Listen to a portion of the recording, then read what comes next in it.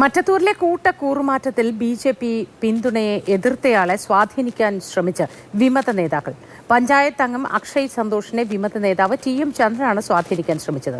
ഇരുവരും തമ്മിലുള്ള ഫോൺ സംഭാഷണത്തിന്റെ ശബ്ദരേഖ പുറത്തുവന്നു. കോൺഗ്രസ് ബി.ജെ.പി. ഡീൽ ആരോപിച്ച് മന്ത്രി എം പി രാജേഷും രംഗത്ത് വന്നു.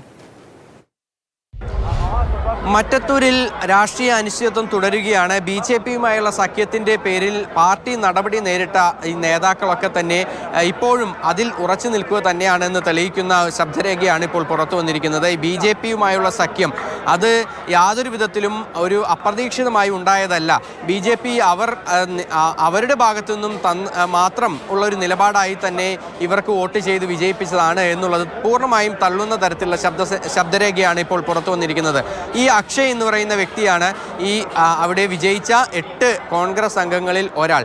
അദ്ദേഹം പ്രസിഡന്റ് തെരഞ്ഞെടുപ്പ് ദിവസം രാവിലെയാണ് കോൺഗ്രസിൽ നിന്ന് രാജിവെക്കുന്നത്. ഈ ടി.എം. ചന്ദ്രൻ ഉൾപ്പെടെയുള്ളവരുടെ ഒരു കൂട്ടായ തീരുമാനത്തിൻ്റെ ഭാഗമായാണ് അത്തരത്തിൽ രാജിവെച്ചതെന്ന് ഈ ഒരു ശബ്ദരേഖയിൽ കൃത്യമായി മനസ്സിലാകുകയും ചെയ്യുന്നുണ്ട്.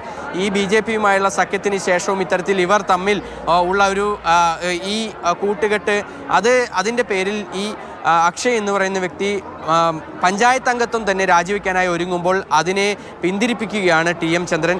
അക്ഷയ്ക്ക് ഈ സ്ഥാനം കിട്ടിയത് കൊണ്ടാണ് അക്ഷയ്ക്ക് ഇത് സംസാരിക്കാൻ പറ്റുന്നത് അല്ലേ? ഇഷ്ടണ്ടായിരുന്നു.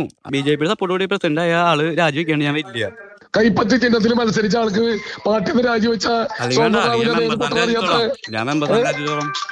നമ്മൾ 8 മെമ്പർമാരും ഒരിക്കലും അങ്ങനെ രാജിവെച്ചതൊന്നും സ്വതന്ത്രരാവില്ല.